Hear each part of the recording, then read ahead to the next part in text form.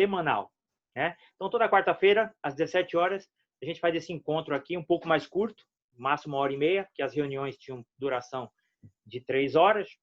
E nós já estamos aqui na 10ª reunião de Direito Tributário da PET desse ano de 2020, né? Primeiramente, obrigado por vocês estarem aqui novamente nos prestigiando, né? E antes de começar, eu queria convidá-los a verem lá a agenda de cursos que a PET tem, que está disponível. Nós vamos ter agora, no dia 19 de junho, o início da 2ª turma do nosso curso de Processo Administrativo Fiscal. E no dia 29 de junho, a gente começa um curso de extensão com 42 horas sobre tributação da economia digital. Já está lá no site disponível. A coordenação científica é do professor Alberto Macedo, junto com o Renato Nunes. A gente vai ter lá vários professores lá de alto gabarito, como o professor Luiz Eduardo Choeire, a professora Karen Jurandini, e dentre outros professores muito conhecidos de todos nós. Ok? Dito isso, pessoal, vou aqui passar a palavra ao meu coordenador científico, professor José Maria de Andrade, que vai apresentar os professores aqui, apesar que a maioria absoluta não precisa de apresentações, né? Mas, professor José Maria, pode tocar da melhor forma que você achar, que você preferir, ok? Muito bem, Marcelo, obrigado. Que prazer estar mais um evento da APET. Eu tenho um carinho enorme por essa associação.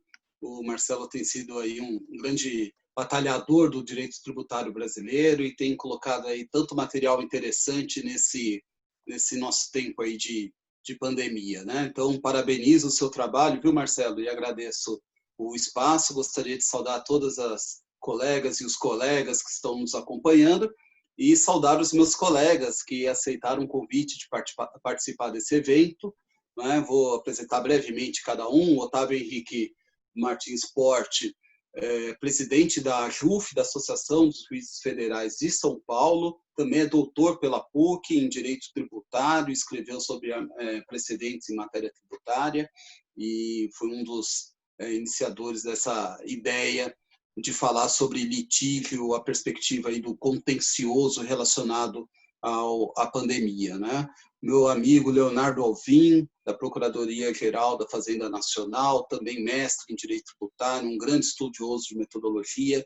Professora Fabiana Del Padre Tomé, professora de Direito Tributário da PUC, autora de diversos e famosos livros, uma grande expositora, apresentadora de vários temas. Muito obrigado. Professora Tatiane Santos Piscitelli, também uma professora famosíssima da FGV Direito de São Paulo, professora autora de colunas importantes, professora autora de livros, professora Bettina Freiger Gruppemacher, a nossa famosa e conhecidíssima jurista, professora da Federal do Paraná, autora de livros, também uma influenciadora do debate do direito tributário brasileiro.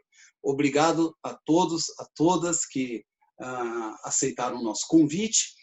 E aí, para expor rapidamente para todos que nos acompanham o que a gente combinou para esse encontro, né, a ideia é que todo mundo fale um pouquinho e que também possa repetir isso numa segunda rodada e eventualmente numa terceira. Então, a gente já combinou alguma coisa que é o seguinte, né? A gente sabe que existe uma crise de saúde pública, uma crise sanitária, que tem reflexo numa crise econômica e que é incomparável em relação à nossa história contemporânea. Ponto. Então, a gente quer parte disso, que é para que a gente possa falar justamente do reflexo da pandemia, já especificamente no Poder Judiciário. E esse time que está aqui reunido, né, reúne o quê? Quer dizer, nós temos representantes da magistratura, da procuradoria, da academia, da advocacia, seja pela OAB, no caso da professora Tatiane, seja da advocacia, a professora Fabiana, eu, a Bettina, enfim, temos aqui várias visões. Eu gostaria, né, mais do que expor, eu gostaria de apresentar as duas questões para a primeira rodada aqui, tá? E a gente define uma ordem aqui ad hoc. A primeira é, bom, temos essa crise econômica fiscal, temos essa crise sanitária e temos notícias do aumento de litígios e também de litígios relacionados especificamente a esta questão da pandemia. E temos aqui uma delimitação na matéria tributária. Então, eu perguntaria aos meus colegas, né, quais são as notícias e o que vocês percebem desse momento no Poder Judiciário. Essa acho que seria um pontapé inicial, já pensando aqui a questão litigiosa judicial. E uma segunda questão é, o Judiciário deve assumir a centralidade nesse combate dos problemas relacionados à Covid? Quer dizer, de quem é o papel principal? É do Judiciário? É de outra esfera? E se é de outra esfera, se é do Legislativo, do Executivo, qual o sentir de cada um de vocês, de cada um de vocês em relação a isso? Como as coisas estão postas? Então, eu colocaria essas perguntas gerais para todos e depois a gente faz uma segunda rodada quando a palavra voltar para mim. Eu vou sugerir que a primeira palavra seja do Otávio Porte, até porque ele é presidente da Associação de Juízes Federais de São Paulo, além de ser um doutor em matéria tributária, e poderíamos começar por aí. Depois eu acho que a professora Betina, depois o Leonardo, a professora Tatiane e Fabiana. Pode ser assim, gente? Então, obrigado de novo. Vamos lá. Meu amigo Porte, Otávio Porte.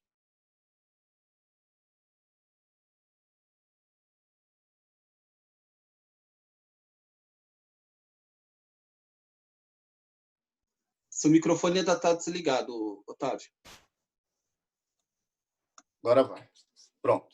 Boa tarde a todas e todos.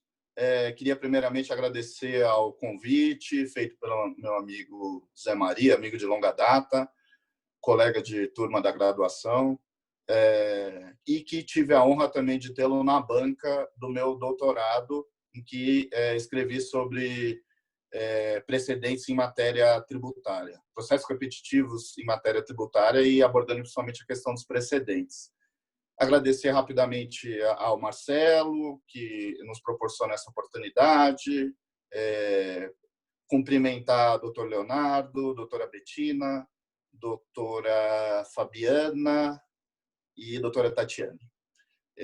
Bom, primeiramente, o meu viés, embora eu tenha estudado isso no meu doutorado, não a questão da pandemia propriamente, mas uma questão que tangencia, e eu vou explicar por quê, que é a questão dos precedentes em matéria tributária. Eu estou aqui mais como representantes, por assim dizer, da magistratura e para trazer alguns aspectos bem práticos dessa questão que foi colocada. Há uma falsa dicotomia, na minha opinião, entre saúde e economia. Isso foi colocado no âmbito político, principalmente. Alguns achando que tem que se privilegiar a saúde e com fechamento, com lockdown, com medidas que vão fazer com que as empresas fiquem mais tempo sem funcionar e sem produzir renda, e isso vai ter reflexos tributários evidentes. E, por outro lado, pessoas que advogam a abertura imediata da economia, do comércio, da indústria, enfim, de todas as atividades econômicas. Na minha opinião, uma falsa dicotomia. Acho que é importante colocar essa premissa para, a partir daí, a gente estabelecer algumas possíveis conclusões. É uma falsa dicotomia porque um não vive sem o outro, né? Não há, se você não tem saúde, você não pode produzir e não pode gerar renda, e se você não ganha o mínimo para a sua subsistência, obviamente que sua saúde também vai ser prejudicada. Então, acho que essas coisas devem ser vistas em paralelo. Dito isso, em relação aos aspectos tributários, as demandas tributárias, pela associação, eu sou presidente da Associação de Juízes Federais de São Paulo e Mato Grosso do Sul, nós acompanhamos o reflexo da pandemia no aumento das demandas tributárias desde o começo. né? Então, além de algumas demandas que já eram comuns, né, porque continuamos trabalhando ininterruptamente na Justiça Federal, Justiça Estadual, enfim, todos os ramos da Justiça, em teletrabalho. Então, além das demandas comuns, surgiram novas demandas, que dizem respeito principalmente à prorrogação de prazos para pagamento de tributos, então, pedido de moratória, ou pedido de aplicação de determinados atos infralegais, portarias, que diziam respeito à calamidade pública, né? Então, tem uma portaria de 2012 que, no âmbito federal, está sendo invocada com bastante frequência, né? E que dizia respeito a uma outra situação de calamidade pública que está sendo invocada a ser aplicada por analogia para que os tributos federais tenham um maior prazo para o seu pagamento, para que seja objeto de moratória. Isso teria reflexo também no parcelamento de tributos, enfim, teria vários reflexos no âmbito tributário. Então, poderia dizer que essa tese que tem estado mais em voga, tem sido mais invocada, que é o reconhecimento da situação da calamidade pública para postergar o pagamento dos tributos, para aumentar o prazo, para conseguir parcelamento, enfim, para que o reconhecimento da calamidade pública faça com que as pessoas tenham dilargado o prazo para o pagamento dos seus tributos federais, né?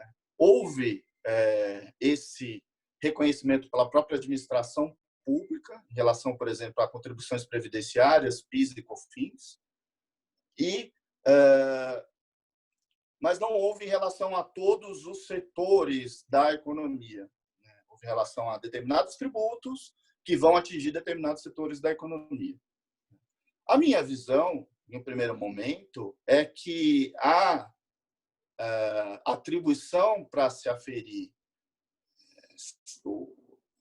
a viabilidade dessa postergação de pagamento, ou seja, quem deve fazer isso é a administração fazendária. Tá? Em alguns casos, com a devida autorização legal, e em alguns casos, a própria administração pode, por meio de decretos, por meio de atos infralegais, tratar dessa questão. Não caberia ao judiciário, como regulador, vamos dizer assim, responsável pela resolução de conflitos individuais, ter essa visão macro do fenômeno tributário, do fenômeno da pandemia e seus reflexos no sistema tributário, para que resolvesse isso de uma forma, primeiro, coerente com o sistema, ou seja, que todos, naquele determinado setor econômico, e aqui eu faço um parênteses, acho que determinados setores econômicos mereceriam uma atenção especial nesse período da pandemia. Tá? E aí a gente tem, por exemplo, companhias aéreas, setor de entretenimento, que são profundamente afetados por essa pandemia, mereceriam, em tese, eu estou falando assim, dois setores que me vieram à mente agora. Então, mereceriam, em tese, um tratamento diferenciado, porque praticamente deixaram de funcionar, né? O setor aéreo diminuiu 90% o seu funcionamento, e, obviamente, não tem possibilidade de funcionamento online, então, esses setores foram mais afetados. No meu ver, no meu sentir, direito a um tratamento diferenciado. Mas não é o judiciário que vai dar esse tratamento. Não é o judiciário que tem a visão do fenômeno tributário de forma macro. Ele não pode, porque ele, invariavelmente, concedendo vantagens a determinadas pessoas jurídicas que entram em juízo, negando essas mesmas vantagens a outras, ele vai criar vantagens competitivas que vão criar distorções dentro da economia desses setores e dentro do sistema tributário como um todo.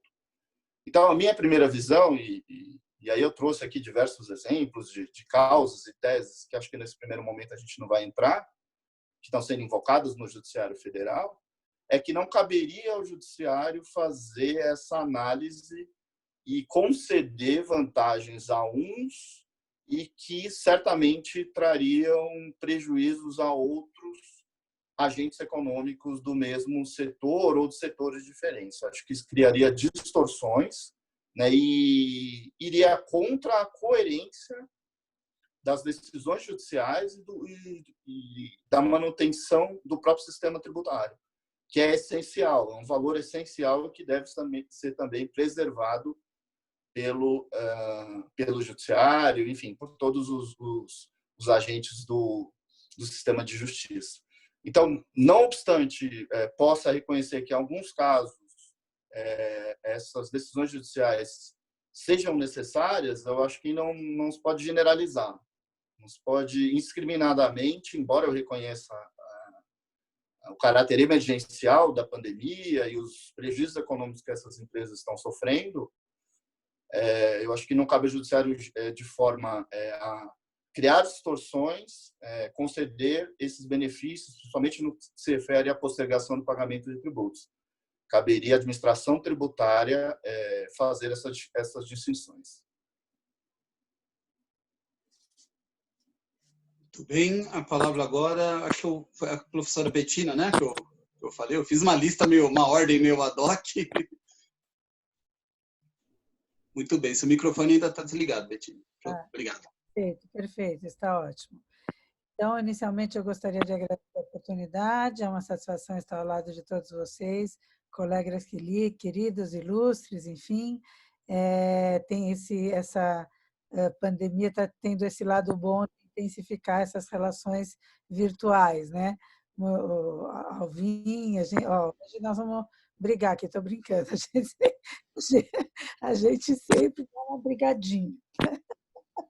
Mas, enfim, em relação aos questionamentos que nos foram postos, eu acho que, de fato, até um pouquinho diferente do que o doutor Otávio disse, eu acho que o judiciário assume uma função importante de participação social nesse minuto. O fato é que os ânimos estão todos exaltados, né? Tanto pela crise sanitária, enfim, pelas condições que a crise sanitária nos impôs, como pelas condições econômicas impostas pela própria crise sanitária. E aí os contribuintes procuram se socorrer do judiciário no sentido de ampliar as medidas que já foram criadas pelo Poder Executivo. Sem dúvida que o primeiro passo deveria ter sido dado pelo Poder Executivo, como de fato deu, quando estabeleceu desonerações em relação a alguns impostos relacionados a produtos necessários à pandemia, quando estabeleceu a dilação de prazos para alguns impostos e contribuições, enfim, o Estado fez a sua parte como um primeiro passo, mas, até ao contrário do que disse o meu queridíssimo amigo Heleno em recente artigo da Folha de São Paulo, na minha opinião, eu acho que as medidas foram insuficientes, e digo isso porque tenho muito contato com o contribuinte, seja ele pessoa física ou pessoa jurídica. Essas medidas não estão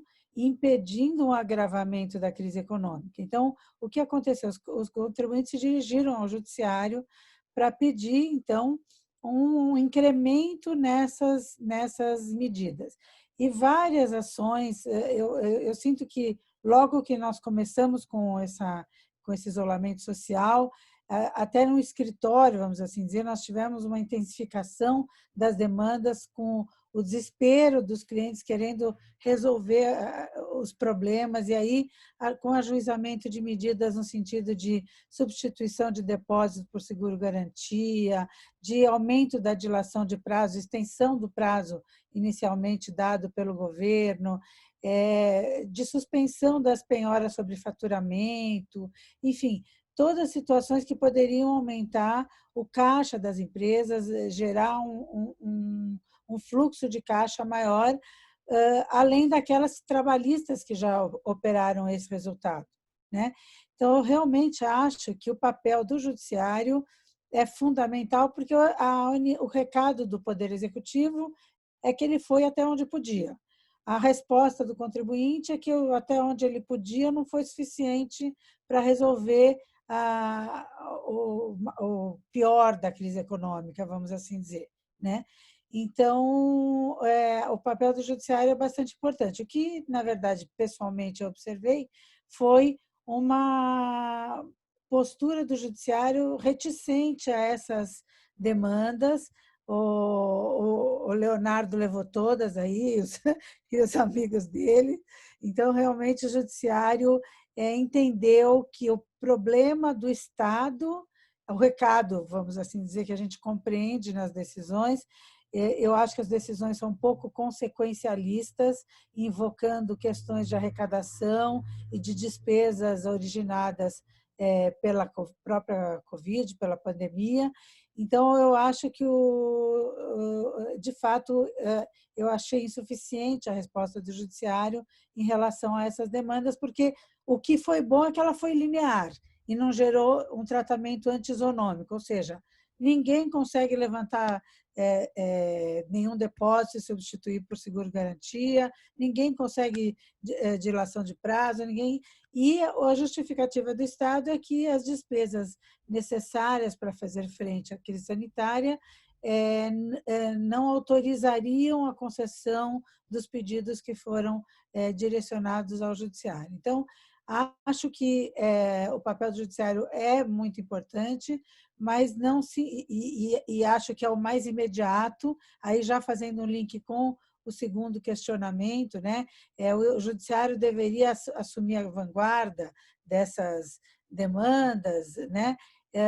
Acho que sim, porque a resposta é mais rápida. Lógico que não é o ideal, a gente tem procurado introduzir no nosso sistema vários instrumentos de pacificação social diferentes da própria decisão judicial. Tivemos a transação, que foi uma novidade já introduzida no próprio momento da pandemia, enfim, várias situações, a extinção do voto do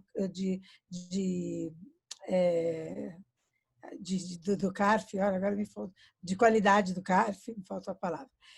Várias situações que demonstram a importância do processo administrativo. O ideal, até para redução de custos para as empresas e para o Estado, seria que os processos administrativos dessem conta dessas demandas, até porque isso ajudaria no fluxo de caixa das empresas. Mas o processo administrativo é lento em todas as suas esferas, não só no âmbito federal, mas nos estaduais e nos municipais.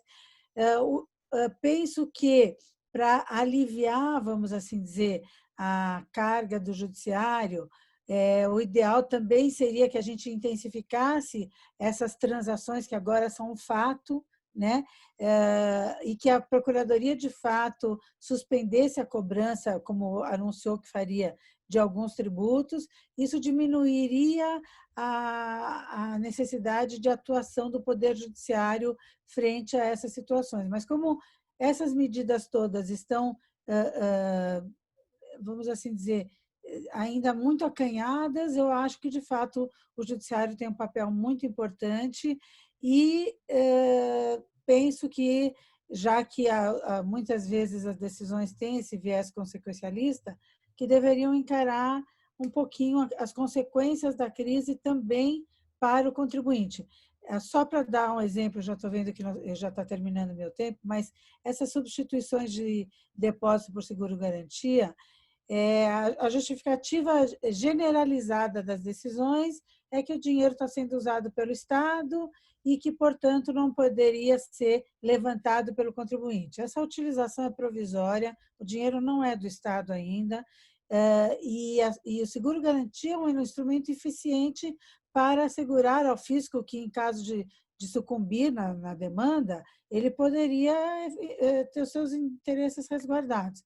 Sei que essas posições parecem um pouco pró-contribuinte, mas o fato é que a gente tem que dar um empurrão na economia. E o Estado, o Poder Executivo, está tendo uma ajuda muito significativa da livre iniciativa, com investimentos em saúde, cestas básicas. A gente vê aí a mídia falando todos os dias de grandes empresas investindo muitos milhões. Então, o Estado está tendo uma ajuda que as empresas não estão tendo, a não ser de alguns bancos, porque o próprio Poder Executivo não assumiu à frente nesses temas.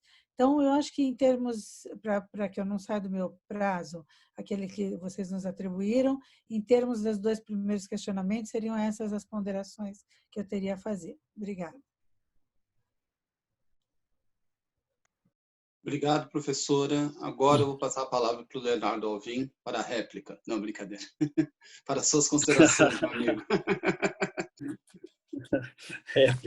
Boa tarde. Primeiro, cumprimento todos os meus colegas, conheço praticamente todos há muito tempo, então cumprimento o professor José Maria, cumprimento o Marcelo, cumprimento a Pete, professora Fabiana, Betina, Tatiane, e o juiz federal e também professor Otávio. Cumprimento a todos e deixa eu falar agora minhas primeiras considerações. Primeiro, eu jamais brigaria com a Betina. Ninguém consegue brigar com a Betina. Então, essa parte não é verdadeira. A contestação começa na preliminar, já dizendo que não tem confusão com a Betina. Sobre o ponto, o que eu poderia dizer? Eu acho que assim, houve sim um grande acréscimo de demandas por parte do Poder Judiciário. Praticamente todas as empresas tiveram dificuldades enormes para fazer o pagamento de seus tributos, e tudo aquilo que não havia sido permitido fazer ou prorrogar por parte do Poder Executivo, as empresas demandaram de maneira residual. Então, por exemplo, imposto de renda de pessoa jurídica, contribuição social sobre o lucro e, num primeiro momento, parcelamentos. Esses 3 tinham ficado de fora e aí as empresas fizeram uma avalanche de ações relacionadas a isso. A segunda coisa, o pedido também, como já foi mencionado, de substituição de depósitos judiciais por seguro-garantia. Depois, a parte do parcelamento acabou terminando, porque também houve a prorrogação por parte dos parcelamentos. O que eu diria a respeito disso? Primeiro, a gente tem que fazer uma descrição do quadro. O professor José Maria me ouviu já falando recentemente sobre esse assunto, e eu vou repetir o que eu já mencionei antes. A União, antes da Covid-19, ela tinha já um quadro financeiro calamitoso. A gente já estava vivendo num país com déficit fiscal que em 2019 foi de 95 bilhões de reais. Isso significa que se eu pegar todos os tributos federais e pegar as despesas da União, a União falta para fechar a conta 95 bilhões de reais no ano passado. Quando a União não consegue pagar suas contas, o que ela faz? A União vai no mercado e emite títulos da dívida pública, que são os títulos do Tesouro Nacional. Então, a pessoa que vai lá e compra um título, a União está dizendo o seguinte: olha, me dá seu dinheiro agora que eu vou te pagar daqui a 20 anos. E ela se endivida e pega esse dinheiro para fazer, para honrar os seus próprios compromissos. Ainda pré-Covid, a gente tinha um crescimento econômico de 1%. Então, antes da Covid, eu tinha um país que devia 95 bilhões de reais de déficit, e eu devo dizer que esses 95 bilhões de déficit foram com receitas extraordinárias. A gente teve desde o RET, no ano passado a gente teve uma desalienação imensa por parte do BNDES de ativos da União, a gente teve REGAP, a gente teve um monte de leilões de pré-sal, ou seja, não foi em função de redução de despesas obrigatórias, mas sim em função de despesas discricionárias do Estado e receitas extraordinárias, mas o Estado que já era muito ruim em termos fiscais para o nosso país. Nesse quadro entra a Covid-19. Quando entra a Covid-19, o cenário que a gente tem é a gente passar de um PIB de 1% para um PIB negativo de 7% a 10%. Se antes a gente tinha uma previsão de 95 bilhões de déficit, o déficit vai passar esse ano, provavelmente, segundo o dado, por exemplo, do INSPER, para 1,3 trilhão de reais de déficit. Então, o que a gente tem que... Por que eu estou dando esse determinado quadro? É que esse argumento consequencialista, realmente ele é utilizado, daqui a pouco eu vou falar que ele não é o único, mas ele é real e ele deve impactar no sentido de que se a gente está vivendo num país tão quebrado, tão falido, porque a gente deve dizer isso, o país está literalmente falido e quebrado, eu tenho medo de notas de grau de investimento daqui a pouco pelas agências que vão reinvestir, então, para a capacidade de pagamento do Brasil daqui a alguns anos, o Estado está absolutamente quebrado. Num cenário como esse, a gente tem que ser muito criterioso no gasto público. A gente não pode ter nenhum tipo de desperdício de para onde eu vou fazer a alocação de dinheiro. Então, a primeira coisa que eu colocaria é que, na minha visão, houve uma felicidade grande E olha que eu também sou um grande crítico com relação às medidas, inclusive tributárias, por parte da União. A Tatiana Pistelli sabe muito bem disso. No caso específico das prorrogações, houve uma eleição, no meu modo de entender, muito feliz por parte dessas prorrogações. Por quê? Escolheram tributos que são os menos indicativos de capacidade contributiva. Ou seja, quando eu escolhi PIS, COFINS, cota patronal, e quando eu fiz a suspensão de Simples Nacional e de parcelamentos, aqueles tributos menos indicativos de capacidade contributiva foram aqueles que foram suspensos. Por quê? Porque quando eu falo que eu estou incidindo um tributo sobre a folha, folha é despesa. É um tributo que a minha capacidade contributiva é despesa. Quando eu estou fazendo um tributo que é PIS e COFINS, é receita. A empresa pode ser deficitária lá. Mas sobraram, e o Estado é um Estado que não pode fazer graça, que não pode exagerar nesse tipo de prorrogação, sobraram IRPJ e CSLL. Uma empresa que continuou nesse cenário tendo lucro, é minimamente razoável que ela continue com sua capacidade contributiva de fazer os pagamentos. E aí vem um outro ponto. Além desse ponto que também é importante, esse ponto que é a questão consequencialista, de realmente a gente tem que ter critério, e eu não sei exatamente quem é aquela pessoa, tem um outro ponto que eu achei a fala do professor Otávio excelente. A gente tem que verificar o seguinte: se eu tiver que fazer um gasto, quem deve ser a pessoa que deve fazer a análise de para quem que eu vou gastar? E eu acho que não só o Poder Judiciário, como eu, por exemplo, que sou procurador da Fazenda Nacional, eu não tenho condições de fazer esse tipo de avaliação como uma equipe de economistas tem condição de fazer de quem tem que gastar. Por quê? Na hora que a gente vai fazer esse tipo de análise de para quem gastar, eu tenho que verificar, por exemplo, num determinado processo judicial, se uma determinada empresa ela tem reserva de capital para suportar esse tipo de crise.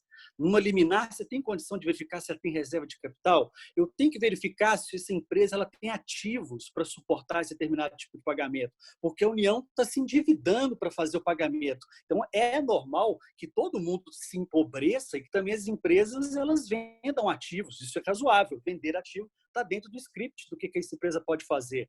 É razoável que as empresas também tenham, dentro de limites, uma capacidade de endividamento. Ou seja, está sendo demonstrado que essa empresa especificamente não tinha condições de acesso ao crédito para honrar suas determinadas obrigações.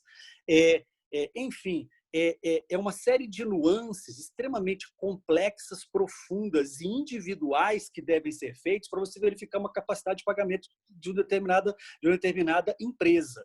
E eu acho que o judiciário é um dos atores que teria dificuldade de fazer um enquadramento relacionado a isso. Eventualmente, o que hoje a gente está percebendo, pelo menos por aspectos midiáticos, é que essas prorrogações, as parcelas relacionadas às prorrogações, provavelmente também serão parceladas lá na frente. Já se aventa a possibilidade, por exemplo, de alguns parcelamentos excepcionais. O parcelamento ordinário que existe no artigo 19 da 10.522, que é de 60 meses, com a aprovação da Lei de Transação, que é a 13.988, passou ordinariamente para 84 meses ou 135 meses, se eu estiver falando de uma empresa em recuperação judicial, ou se for uma microempresa, empresa de pequeno porte, ordinariamente eu já tenho esse tipo de prorrogação.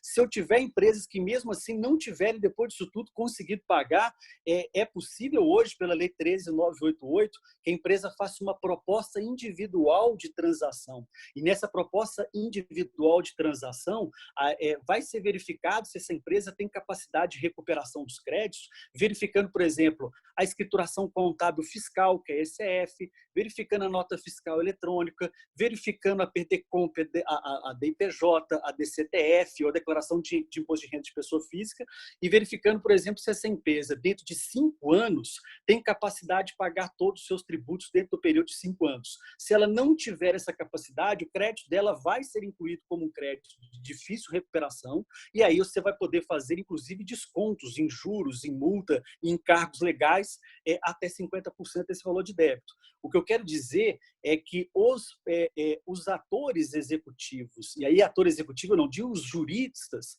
que estão dentro do Poder Executivo, mas os economistas que estão lá e também dentro do Poder Legislativo, a meu ver, não só pelo argumento consequencialista, mas na formulação de políticas públicas, tem mais condições do que os advogados e do que do Poder Judiciário de estar fazendo esses descontos, especialmente para um país que vive um momento tão difícil, e eu digo sem nenhuma cerimônia, um país absolutamente quebrado, absolutamente falido. Então, tenho muita preocupação de gastos e descontos lineares ou em medidas liminares que não levem em consideração. Porque o que eu tenho visto, às vezes, em alguns processos, como eu vi, foi liminar dando possibilidade de prorrogação de parcelamento para supermercado. Supermercado é um dos setores menos atingidos pela crise econômica. Enfim, o que a gente tem visto é liminares em que a empresa só junta o seguinte documento: olha, eu não estou conseguindo receber dos meus clientes, dos meus fornecedores. Se eu não estou recebendo, eu não quero pagar o tributo. E aí você tem uma liminar para prorrogar. São situações, eu posso enumerar vários para vocês, extremamente superficiais para você verificar a capacidade de pagamento de determinada empresa. Então, a meu ver, o Poder Judiciário, e isso é importante também afirmar, o Poder Judiciário, ele tem poder para fazer. Acho que o Poder Judiciário, especialmente no dia de hoje, em face do inquérito 4781, está sofrendo tanto ataque em função de separação de poderes. Eu afirmo, o Poder Judiciário tem sim poder para fazer, mas, como disse o doutor Otávio, concordo com ele que o Poder Judiciário não deve fazer, não só pelo esse argumento consequencialista que eu acabei de mencionar, mas também em função de não ser aquele que vai poder ter a capacidade técnica, argumentativa, racional melhor para fazer num país que não está podendo se dar o privilégio de ter gastos daquilo que não está podendo gastar. Acho que essas são as minhas frases, as minhas palavras iniciais para passar para vocês. Obrigado, professor Leonardo Avinho. Eu passo a palavra para a professora Tatiane Piscitelli para suas considerações. Bem, muito obrigada, boa tarde a todos, cumprimento todos aqui os presentes, né? Como o Leonardo falou, todos grandes amigos, velhos conhecidos. Então, professor José Maria, muito obrigada por essa mediação. Marcelo, também obrigada pelo convite. E Betina, Fabiana, Leonardo e Otávio, é um prazer dividir esse debate aqui com vocês. E eu também não vou brigar com a Betina, também nunca brigo com a Betina, apesar dela ter só citado o Leonardo, mas eu vou ter que concordar com o Leonardo, ou pelo menos fazer eco aqui algumas das considerações dele. E aí eu queria fazer duas comparações aqui, né, para a gente abordar esse tema e naturalmente encaminhar essas questões se o judiciário é o locus adequado para que a gente resolva essas questões de dificuldades financeiras que os contribuintes de fato estão enfrentando, pelo menos a grande maioria deles. A Betina fez uma menção aqui às medidas trabalhistas, né? Então o governo ele foi mais arrojado na flexibilização de regras trabalhistas durante o período da pandemia, né, durante o período de calamidade pública, porque isso sim, obviamente, ajudaria as empresas na medida em que a folha é a grande despesa, né, da enorme maioria das empresas, se não de todas. Eu tenho um receio de fazer essa comparação, né? Então, por que a gente não pode avançar tanto no direito tributário como a gente avançou em relação às medidas trabalhistas? Porque o impacto no direito tributário, né, como o Leonardo bem mencionou, é um impacto muito claro na própria sustentação do Estado. Então, naturalmente, que a medida trabalhista, né, a redução do salário, isso vai ter um impacto na vida do contribuinte, mas não na vida do Estado. Você pode ter algum tipo de impacto do ponto de vista da Seguridade Social, mas é muito diferente do que você simplesmente possibilitar remissão de tributos ou uma postergação muito generosa na hipótese de pagamento de tributo. Então, a gente tem esse impacto bem importante nas finanças públicas. E aí o Leonardo falou aqui, né, de uma projeção de déficit de 1 tri para 2020, mas há projeções até mais otimistas. E nas projeções mais otimistas, o déficit varia entre 420 e 620 bilhões de reais. Então, de fato, o nosso Estado estará numa situação que é muito grave a ponto de a gente não poder desconsiderar este elemento quando a gente avalia as medidas tributárias que foram adotadas pelo governo no sentido de amparar os contribuintes nesse contexto da pandemia. E aí a gente chega na discussão do judiciário. Bom, mas é o judiciário aquele que deve fazer essa mediação? É o judiciário aquele que deve, então, conceder o não pagamento de tributos, ampliar o prazo, ou dizer que durante esse período da pandemia a exigibilidade está suspensa e essa empresa X não deve pagar o tributo? A resposta a essa pergunta é uma resposta difícil, porque, de fato, o judiciário pode fazer isso? Ele pode. Vejam aqui, né, e essa é uma segunda comparação que eu quero fazer, a discussão com os medicamentos de alto custo. Né? Então, particulares ingressam no Poder Judiciário pedindo que o SUS arque com medicamentos de alto custo. Isso tem um impacto muito relevante da perspectiva do orçamento, e decisões que concedem, eventualmente, esse financiamento são decisões que também são questionadas pela administração, porque as contas públicas, elas são impactadas pelo financiamento de, eventualmente, um tratamento para uma única pessoa, né? Isso não é expandido na rede do SUS. Nesse caso específico da pandemia, naturalmente que a avaliação, ela deve ser caso a caso, e ela deve ser ponderada diante das situações específicas das empresas. Agora, como disse o Leonardo, não me parece que seja isso exatamente que esteja acontecendo. A questão do depósito judicial, por exemplo, é evidente que o depósito judicial, o levantamento do depósito, ele tem um impacto direto no fluxo de caixa da empresa, né? Porque ela vai levantar aquele dinheiro e substituir por seguro-garantia, que, como a Bettina bem mencionou, é uma garantia válida e aceita e muito segura. No entanto, a verdade é que, né, mas a Fazenda diz, o depósito judicial ele está sendo utilizado, né?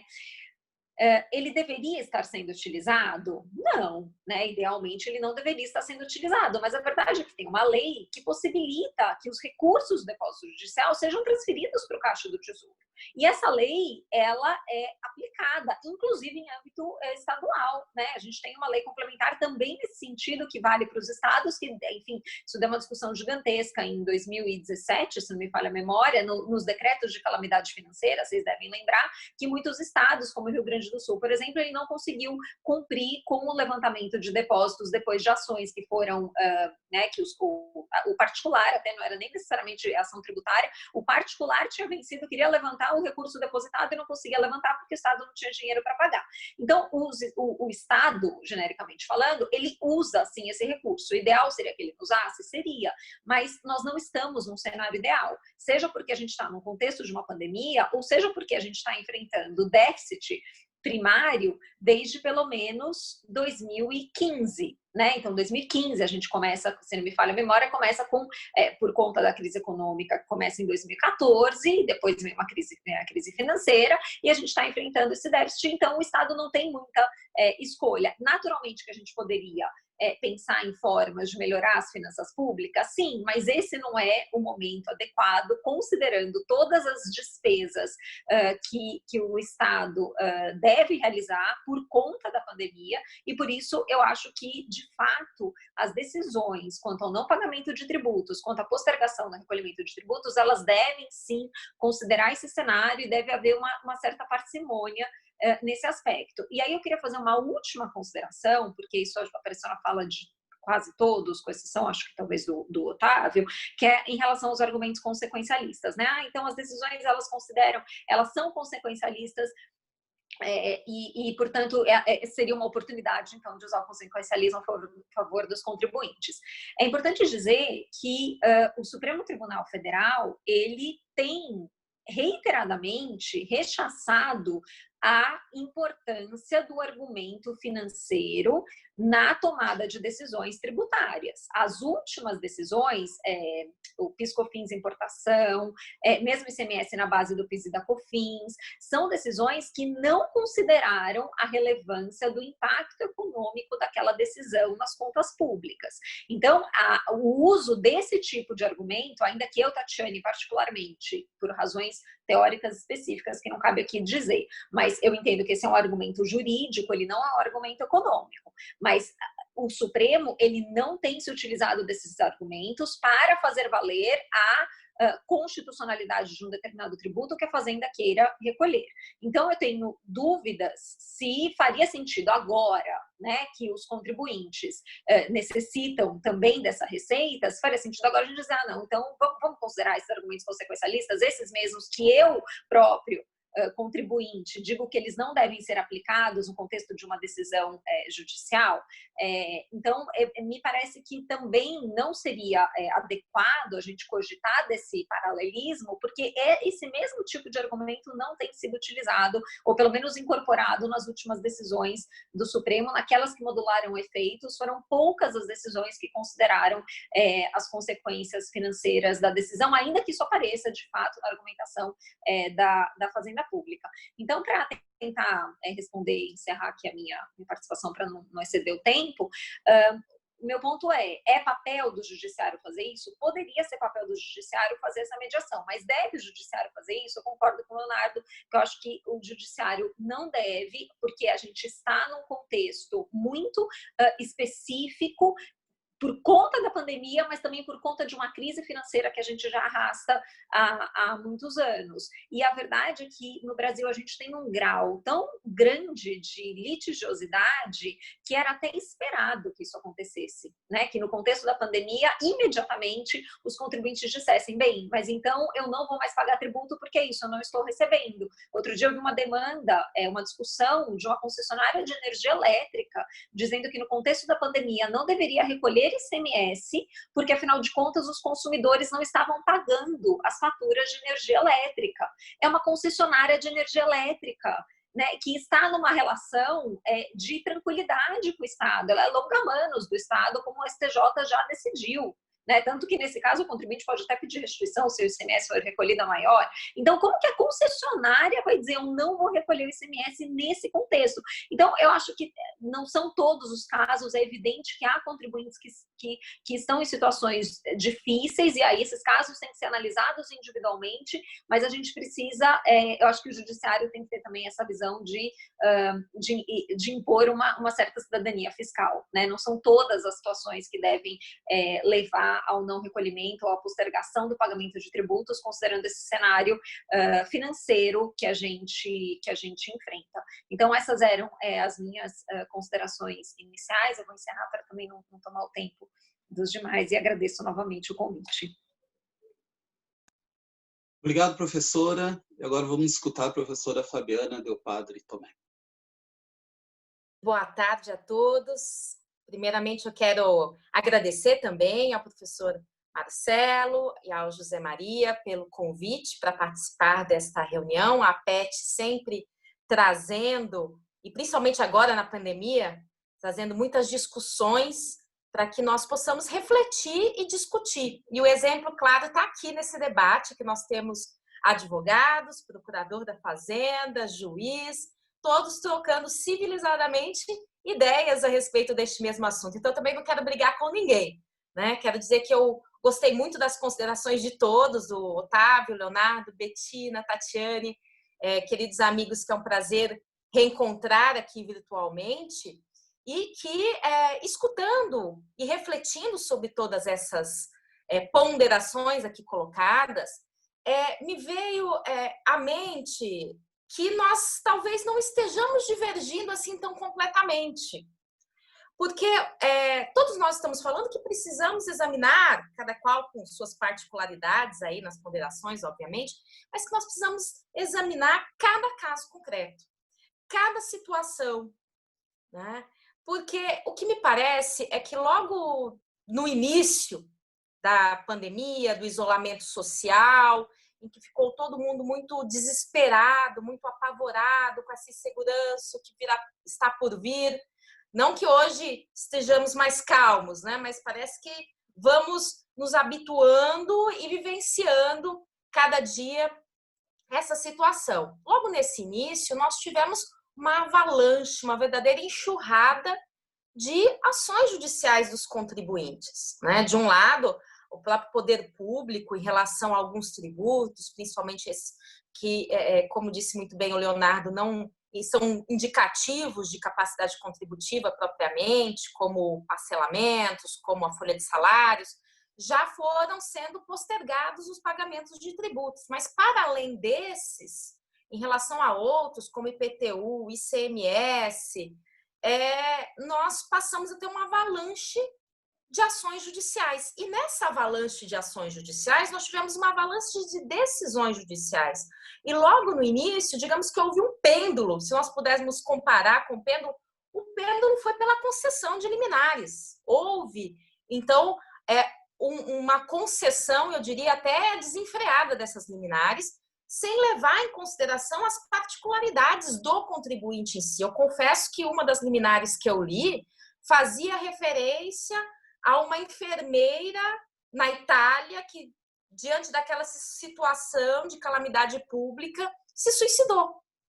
Então, o grande argumento ali naquela liminar era a sensibilidade emocional do julgador perante aquele caso concreto, não do tributário em si, mas perante a situação que estava afetando emocionalmente. E aí, em contrapartida, considerando esse excesso, talvez, de liminares, sem fundamentos em relação à situação de cada contribuinte, né, nós passamos a vivenciar exatamente o oposto, uma cassação, uma suspensão generalizada também dessas liminares, né? E, ao meu ver, nós não podemos nem ir para um lado e nem para o outro. Então, não cabe ao judiciário, obviamente, inovar legislativamente, né? Então, inovar genericamente. Cabe à administração pública, que vai ponderando, porque nós não podemos esquecer que nós vivemos numa simbiose. Compararia com uma verdadeira simbiose entre o Estado e os contribuintes. Os dois vivem ou devem viver harmonicamente, porque as pessoas jurídicas precisam sobreviver para ter recursos financeiros, ter capacidade contributiva e efetuar o pagamento dos tributos, com o qual o Estado, por sua vez, fornece os serviços essenciais, nesse momento, principalmente os serviços de saúde. Então, se nós tivermos aqui uma situação em que um desses dois polos da simbiose venha a desaparecer, o outro também acabará sofrendo com isso.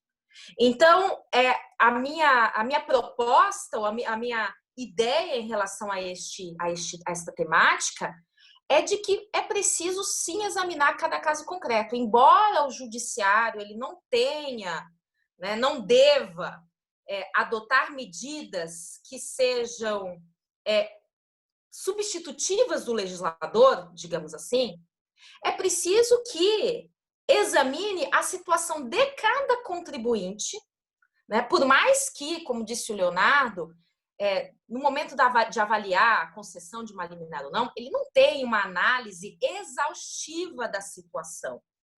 Mas o contribuinte deve, e esse para mim é um pressuposto de uma ação judicial em relação a isso, trazer esses elementos que são o conjunto de ativos, o conjunto de recursos, o fluxo de caixa naquele momento e as despesas que ele tem, inclusive com pagamentos de funcionários, né, as folhas de salários, aluguéis, etc., para poder evidenciar, ou pelo menos trazer para essa primeira análise liminar ali do juiz, os elementos que demonstram que ele individualmente precisa daquilo. Então, não seria o caso de um supermercado onde é um dos setores menos atingidos, porque aumentou a demanda nos supermercados. Não é o caso de uma concessionária de energia elétrica, mas é o caso de, talvez, uma indústria de cosméticos, talvez de uma indústria de vestuário ou varejo do vestuário, fazendo o exemplo paralelo, né? Então, alguns setores não foram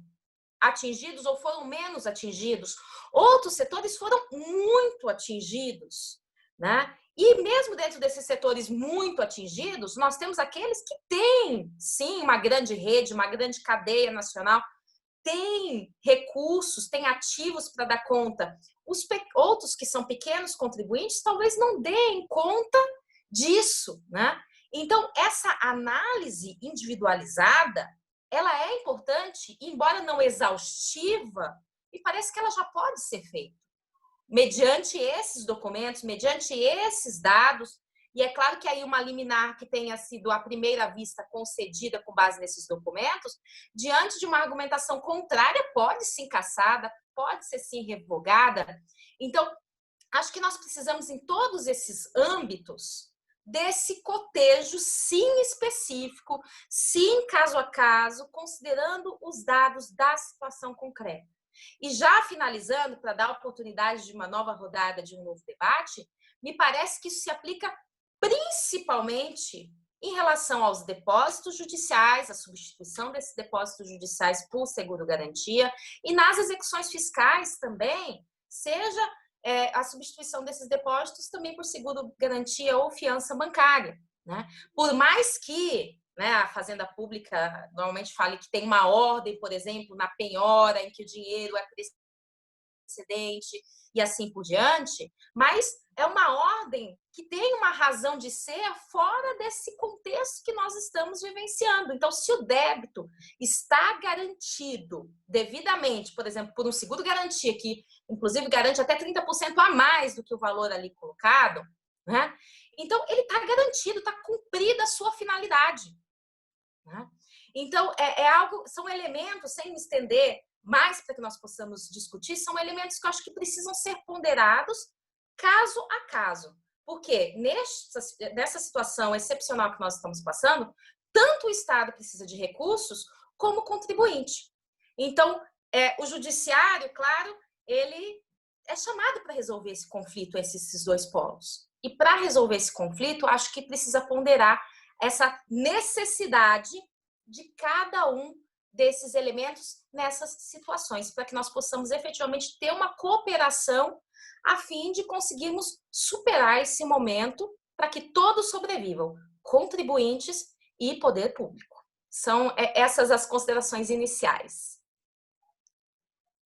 Obrigado, professora. Eu vou fazer alguns questionamentos agora para cada um. Eu separei algum tópico para cada um, mas se cada professor achar que tinha algum outro ponto que escapou e que prefira trocar, fique à vontade, tá bom? Eu vou propor que a gente faça agora o caminho inverso. A gente começa pela Fabiana, depois a Tatiane, tá? Para fazer o caminho inverso, acho que vocês já conhecem a ordem, né? Em relação... Eu só queria fazer um comentário, porque eu sou professor, né? A gente assumiu uma função de mediador aqui, mas eu só queria fazer um comentário que não é no mesmo tempo que vocês tiveram, né? Questão da centralidade, né? Eu realmente defendo a centralidade do Poder Executivo, né? E do Poder Executivo Federal para esse enfrentamento aqui dessa crise, né? A coordenação deveria ser do Poder Executivo Federal, e ele só assumiu isso de forma incisiva e tempestiva, muito pelo Ministério da Economia, no pontapé inicial daquela crise. Enquanto o governo federal, presidente, não aceitava que existia uma pandemia, o Ministério da Economia foi rápido em decretar a calamidade pública para poder não entregar resultados fiscais e para fazer os ajustes trabalhistas, né? Se também tivesse agido de forma correta, e eu concordo com o Leonardo que foi um bom recorte dos tributos para aquela suspensão de alguns meses, mas se tivesse feito isso no dia 1, eu poderia até entender isso como uma medida interessante. Quando demora esse tempo todo e desperta nos contribuintes o desespero, e também nos tributaristas, claro, tentando ajudar os contribuintes, para levantar a questão da portaria e da suspensão, e aí consumimos recursos públicos, que é o judiciário, né? Quer dizer, aí você... a lentidão e a timidez da ação do Estado acabou gerando esse contencioso todo, né? E digo mais, né?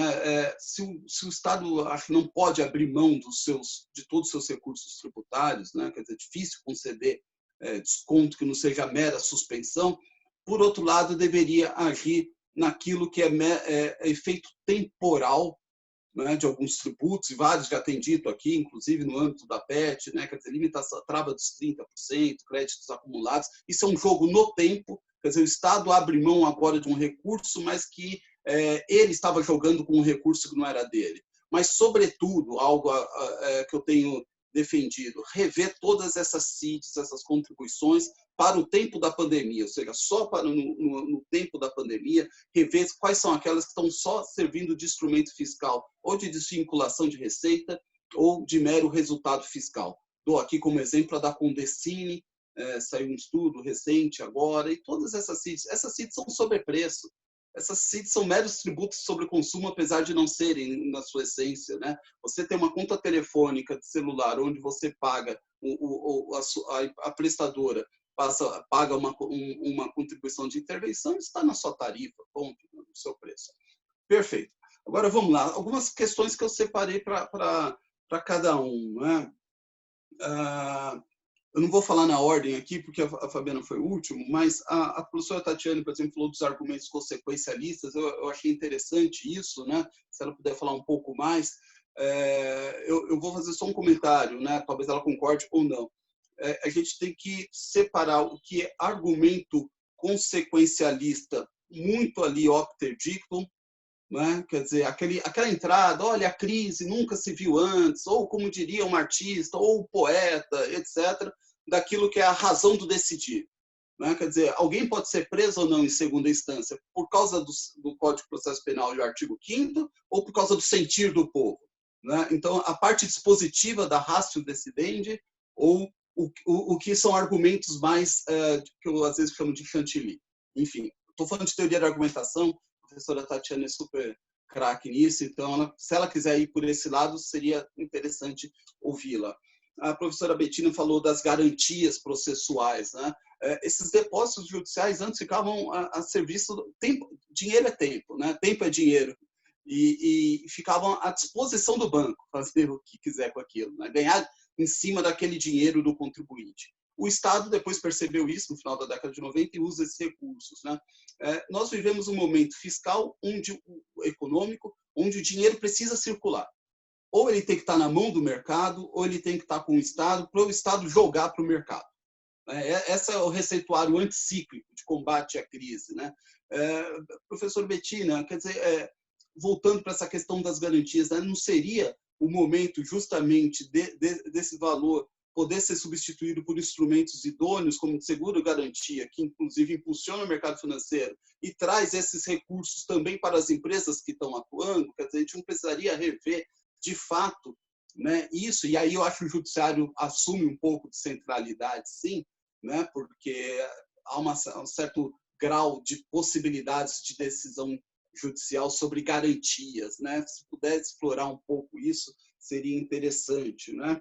O Otávio Porte falou dos assuntos que impactam, que jogam para o juiz uma decisão das escolhas trágicas orçamentárias, quase. Ele falou que tem um material aí que ele separou, se ele pudesse aprofundar um pouco o sentido da magistratura, né? Já que ele também fala pela JUF, seria bem interessante. O professor Leonardo Alvim, pudesse falar se a transação vai ser um instrumento importante ou não para o enfrentamento agora, enfrentamento do curtíssimo prazo e do curto prazo, né? Qual o seu balanço da transação? E a professora Fabiana, que vai começar a falar agora na ordem inversa, eu gostaria de propor, né, que falasse um pouco dentro desse caso a caso, né? Quer dizer, como lidar com essa análise tão casuística frente à urgência do momento, né? Se puder explorar um pouco mais a sua conclusão da necessidade do juízo casuístico.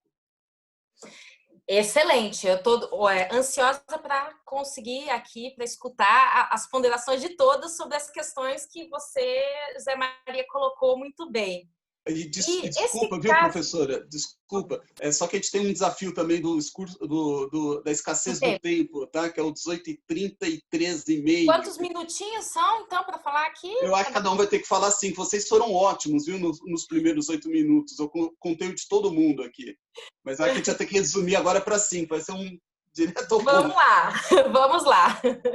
Cumprindo a meta. Mas esse caso a caso, ou esse casuísmo, que inclusive às vezes é muito questionado, né? O próprio CARF, quando vai fazer a análise, que a gente discute questões de planejamento tributário, e aí o CARF diz que precisa ser examinado caso a caso. Vem a ideia do casuísmo, mas é esse casuísmo generalizado. Vai muito na linha do que você perguntou para a Tatiane, para que ela comente, acho lá, sobre o consequencialismo. Então, uma coisa é um casuísmo generalizado. A cada caso, eu decido como eu desejar, a meu bel prazer, conforme os ventos nos levarem, e isso geraria uma desigualdade. Aquilo até que o professor doutor Otávio mencionou logo no início, né? Que eu tenho aqui vários contribuintes e, de repente, se eu tomar decisões, eu acho que se eu tomar decisões iguais para todos eles, gera desigualdade. Por quê? Porque eles estão em situações desiguais.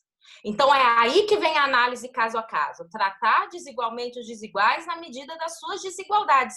E desigualdades que estejam minimamente comprovadas no processo.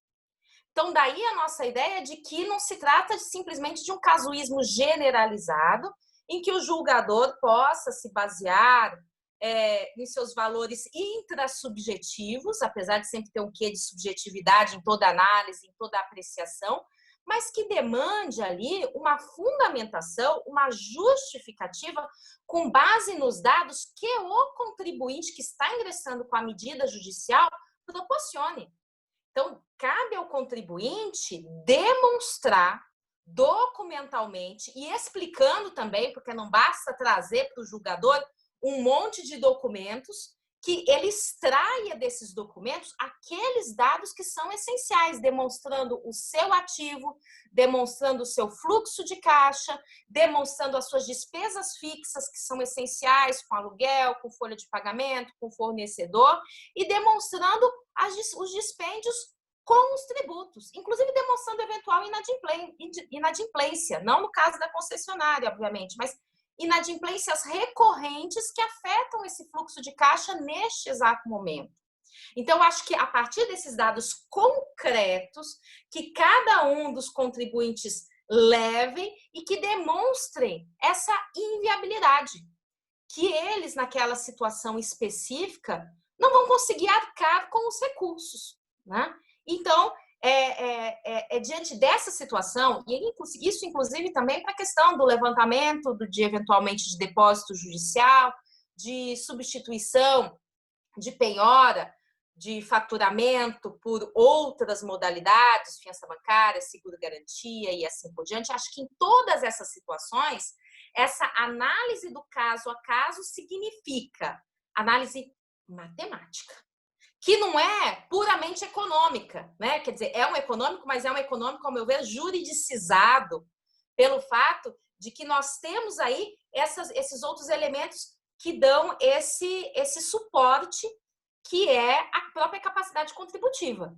Então, o final das contas seria identificar, no caso concreto, se há uma capacidade contributiva, sob pena de o esvaziamento ou de uma tributação sem uma efetiva, ou seja, concreta capacidade contributiva do contribuinte. Tentando cumprir aqui para poder escutar todos os demais, é isso. Por favor, professora Tatiane, que podem assumir a palavra. Olha, obrigada, Zé Maria, falar sobre isso em 5 minutos, mas vou ser bem precisa. E acho que a minha resposta aqui até conversa com a fala da professora Fabiana. Quando a gente fala em consequencialismo, existe uma assunção de que quando uma decisão que considera argumentos consequencialistas é uma decisão que pode considerar toda e qualquer consequência. É óbvio que uma decisão ela pode considerar toda e qualquer consequência fática, como o juiz está se sentindo, como a parte vai se sentir. Agora, a gente tem que entender que não é toda consequência que importa para o direito, né? Ou que pelo menos pode integrar a razão de uma decisão. E aí falando a razão de uma decisão num contexto mais geral da teoria da argumentação, porque o juiz, quando profere uma decisão, além de fundamentar a decisão e dizer, né, qual é a norma na qual ele se baseia para tomar aquela decisão, ele tem o dever de justificar aquela decisão, que é mostrar por que essa decisão está correta. E uma das dimensões dessa justificação é exatamente a aceitabilidade das consequências daquela decisão. Mas não é qualquer consequência, não é uma consequência fática, é uma consequência jurídica. E qual é a consequência jurídica que toda e qualquer decisão judicial carrega? Toda e qualquer decisão judicial, independentemente da instância que tenha sido proferida. A consequência jurídica é o fato de esta decisão ser passível de universalização. Então, é uma consequência lógica.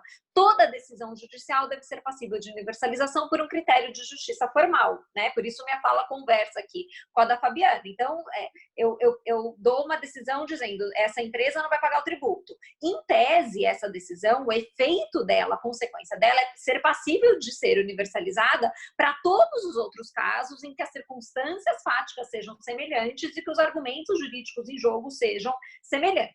Então, a consequência lógica de toda e qualquer decisão é a universalização. Agora, como que eu vou testar se essa consequência lógica ela é uma consequência aceitável, né? E, portanto, se a decisão é aceitável do ponto de vista das suas consequências, e a consequência é exatamente a universalização por esse critério de justiça formal. Eu faço esse teste da aceitabilidade das consequências olhando para o fato de que, se essa decisão proferida realiza os valores inerentes àquela área do direito em questão, aquela área do direito em que a decisão foi proferida. Então, olhando para o direito tributário, quando uma decisão no direito tributário vai ser aceitável da perspectiva das suas consequências? Ela vai ser aceitável se ela realizar os valores que estão na base do direito tributário. E aí, da minha perspectiva, na base do direito tributário estão, naturalmente, os valores do Estado democrático de direito, né, que é esse Estado que nós temos instituído pela Constituição de 1988, que são valores que preservam os direitos dos contribuintes. Eu tenho que olhar para isso naturalmente, mas não apenas isso, porque esse Estado só existe porque nós temos um sistema tributário que provê receitas para a existência dessas instituições. Então, a tributação e a existência do Estado, elas são realidades que estão imbricadas e implicadas. Eu não posso falar na existência do Estado, dessas instituições que garantem os direitos dos contribuintes, sem os tributos. Então, eu tenho dois valores fundamentais nessa base do direito tributário, da minha perspectiva. Sim, são os valores do Estado democrático de direito, dentro dos quais estão as limitações constitucionais ao poder de tributar, mas também essa necessidade de obtenção de receita para o financiamento estatal. Por isso, da minha perspectiva, um argumento que diga, olha, e aí naturalmente eu tenho que sopesar, né? Porque não é sempre que o Estado ganha, pode ser que fale, olha, de fato, você vai ter um prejuízo de 254 bilhões, ou algo do gênero, como fala a inclusão da base do ICMS na base do PIS e da COFINS, mas você editou uma norma inconstitucional e sopesando, a despeito da existência do argumento, a despeito disso ser um elemento jurídico, deve prevalecer o direito do contribuinte. Então, essa necessidade de ponderação desses dois valores, ela é necessária e ela é uma demanda da forma como o direito tributário se apresenta. Porque se a gente não considera isso, né, que o direito tributário também se presta, ou se presta especialmente para o financiamento do Estado, então o direito tributário é um fim em si mesmo, né? Ele serve simplesmente para proteger os contribuintes e eu não consigo aderir a essa corrente. Então, eu acho que é isso, né? Minha resposta conversa um pouco com a da professora Fabiana, porque essa universalidade ela tem que ser testada, mas à luz das mesmas circunstâncias fáticas que tenham sido apresentadas pelos contribuintes. Desculpa se eu excedi meu tempo, mas era isso. Obrigado, professora. Leonardo Alvim, né? Pela ordem, é isso? Isso. Exato. Joia, você me fez uma pergunta sobre transação. Eu sei que eu só tenho 5 minutos, mas eu vou me permitir falar rapidinho sobre esses argumentos consequencialistas também. Prometo que vou ser rápido e vou ficar dentro do meu tempo. Fale sobre eles, então. Joia. Depois a gente dá um Google e acha suas palestras. Bom, sobre o argumento consequencialista, eu acho que a primeira coisa, e eu concordo com a professora Tatiane, a gente precisa despoluir o debate sobre o uso de argumentos no direito. No Brasil, no meu entendimento, existe uma confusão feita entre a modulação dos efeitos de uma decisão declarada inconstitucional pelo Supremo, que está lá no artigo 27 da Lei 9868/99, com o uso de argumentos consequencialistas no momento de você fazer uma interpretação de um texto jurídico. São coisas absolutamente diferentes. Então, por exemplo, quando eu tenho um determinado texto, do texto eu vou extrair a norma, que é o elemento deontológico do que é proibido, obrigatório ou permitido fazer. Isso é pós-processo de interpretação. Eu posso ter, do mesmo texto, a extração da norma A, da norma B e da norma C, normas que são, inclusive, conflitantes entre elas a partir do mesmo texto. E todas elas, e nenhuma delas, eu estou fazendo a extrapolação dos limites sintáticos e semânticos do texto. Eu estou obedecendo o texto. Eu quero saber qual norma que eu extraio daquele determinado texto. Nesse momento, como a professora Tatiana mencionou, eu posso ter uma teoria da argumentação que vai fazer o escalonamento de argumentos e vou ter um ônus argumentativo em prol de qual norma que eu extraio de determinado texto. Isso existe, esse uso de argumento, desde que o mundo é mundo. Desde que Jeremy Bentham, que depois ele veio Austin, que depois ele veio Hart, que depois ele veio Dworkin, se usa utilitarismo ou argumentos consequencialistas na hora de você extrair o texto. Uma coisa diferente é eu depois ter extraído que a norma é a norma B. Eu pego no Supremo Tribunal e digo, na verdade, o correto era a norma C, mas eu vou manter aquela norma inconstitucional por argumentos consequencialistas. Isso é uma outra coisa. Então, no Brasil, a gente tem uma série de preconceitos com o uso de argumentos consequencialistas, porque confundem com aquele consequencialismo do artigo 27 do 9868, que não tem nada a ver com a história. Nesse caso, por exemplo, o contribuinte jamais levará uma decisão judicial favorável se ele não usar argumento consequencialista. Pensem comigo, a União tem a seu lado todas as regras, todas as leis. A Lei 9703 diz que o depósito fica lá e ela pode usar. Como é que você não está fazendo aqui uma interpretação da lei, porque a lei está dizendo que ela pode fazer isso? Obviamente que para você permitir esse levantamento de depósito, se a lei só está lá expressamente dizendo que é dela, você tem que dizer o seguinte, olha, princípios outros constitucionais, eu posso dizer, eu vou fazer o conflito do princípio da continuidade da empresa com o princípio constitucional da manutenção das contas públicas ou qualquer que seja o princípio. E aí, em prol desse conflito principiológico entre esses dois valores, eu vou fazer um conflito para tentar criar uma cláusula de exceção nessa regra que diz que o dinheiro é da União. E é óbvio que eu vou usar argumentos em prol de um princípio ou de outro princípio, que são argumentos meramente consequencialistas. Então, eu gosto de falar isso porque a professora Tatiane, ela defende muito o uso do argumento consequencialista, e eu concordo, é porque o referencial teórico dela foi o Neil MacCormick, o escocês Neil MacCormick, e ela, inclusive, é uma das pessoas que faz um grande accountability em termos de lei, pegando o pé, olha, se for usar argumento consequencialista, que use direito, e efetivamente não se usa direito, mas que ele tem que ser usado, e o argumento está aí. Isso não é não ser jurídico, a gente não pode confundir com modulação de efeitos. Uma palavrinha rápida só sobre essa questão de transação. Eu espero, sim, que a transação seja um dos nortes que a gente tenha para fazer essa retomada econômica, mas a transação é especificamente da dívida ativa, ou seja, a Procuradoria hoje ela tem condições de aferir que crédito é recuperável e que crédito é irrecuperável com critérios muito objetivos. Espero que não venha nem por meio de transação de contencioso ou de teses, e espero também que não venha por medidas excepcionais, por parcelamentos extraordinários, porque esses parcelamentos simplesmente conduzem em desperdício de dinheiro público, porque dão parcelamentos lineares para todos os segmentos e muitas instituições financeiras ou setores que não precisam acabam se beneficiando sem qualquer tipo de necessidade. Então, eu acredito muito na transação da dívida ativa e espero que ela que seja o norte. Eu não podia perder a oportunidade de fazer essa fala sobre esses argumentos no direito, Tatiane. Obrigado, foi um prazer participar de todos vocês, essa discussão com vocês, e estou à disposição para qualquer coisa aí. Um abração. Obrigado, muito conciso. Professora Bettina. Então, em relação ao seu questionamento, realmente eu acho que o seguro-garantia é um instrumento que pode dar absoluta segurança, sendo pleonástica, né?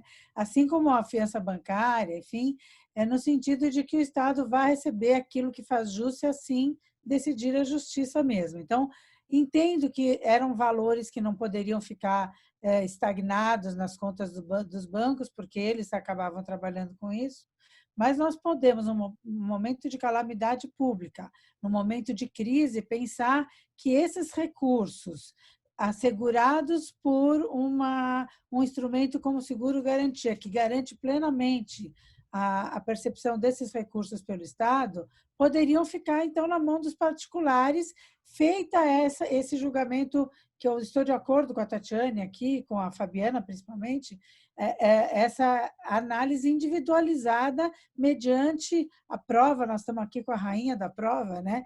Mediante uma prova consistente de que, de fato, a situação está numa empresa de dificuldade. Então, acho, inclusive, discordando um pouco, eu não sei se foi da Tatiane ou do Leonardo, mas que acho que do Leonardo, que a demonstração de que o meu cliente não vai, um e-mail do meu cliente dizendo, olha, não vou te pagar até julho, dependendo do setor, concordo com isso. Tem setores que acabaram ganhando com a crise e setores que perderam fortemente.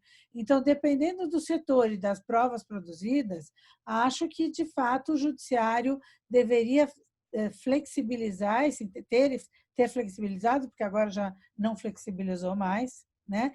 Esse entendimento no sentido de que os depósitos poderiam ser levantados para evitar, para manutenção do emprego, para manutenção da empresa. Eu acho importante colocar o seguinte, eu reconheço que o Estado está quebrado, mas agora os contribuintes também estão, Leonardo. Então, nós estamos com uma quebradeira total. O Estado quebrado e muitos contribuintes também quebrados. Temos que achar, e aí o papel de protagonista do judiciário, de ser o fiel dessa balança, literalmente.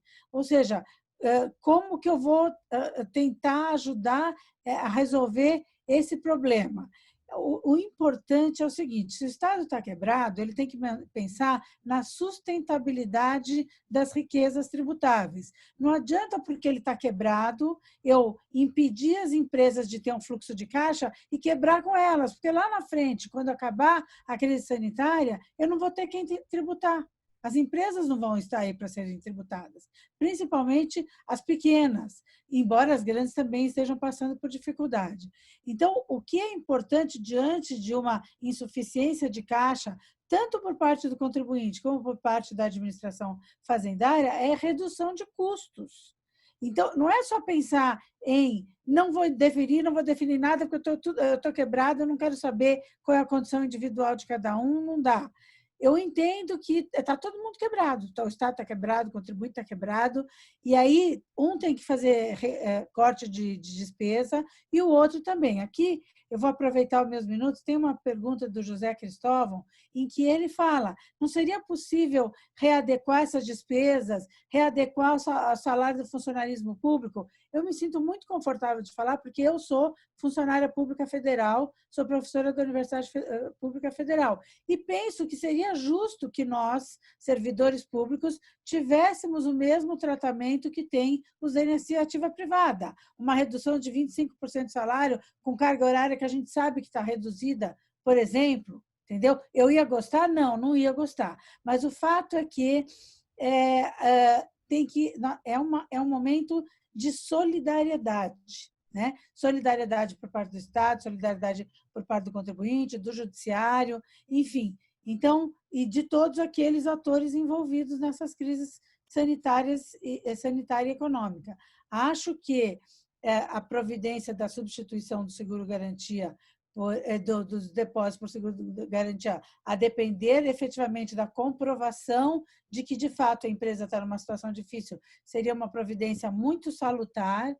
Acho que o Estado tem que preservar a empresa, o Poder Executivo tem que preservar a empresa, e se não o fizer, o Judiciário tem que ajudar a fazer. Por isso que eu digo que eu acho que o Judiciário tem, sim, um importante papel de pacificação social nesse momento, porque nós precisamos ter as empresas vivas para virem a ser tributadas no futuro. Senão, de que adianta sufocar as empresas. Há outras situações. Nós temos agora, por exemplo, o projeto de lei do empréstimo compulsório. O do imposto sobre grandes fortunas, eu tenho críticas e não tenho tempo de fazer aqui as críticas.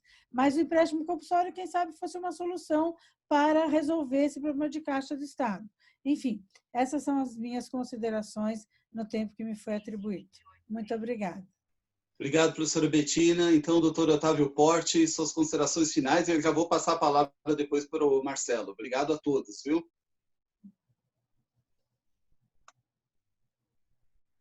Seu microfone está desligado, Otávio. Agora sim. Obrigado, Zé. Eu fico feliz de ter ficado por último, porque tentar fazer uma síntese rápida e responder a sua pergunta, qual é o sentido dos juízes.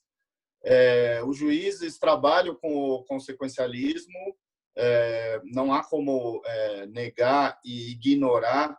E aí, na linha do que a Tatiana e o Leonardo falaram, não é um consequencialismo irresponsável, não o argumento de que o Estado está quebrado por si só não nos comove, vamos dizer assim.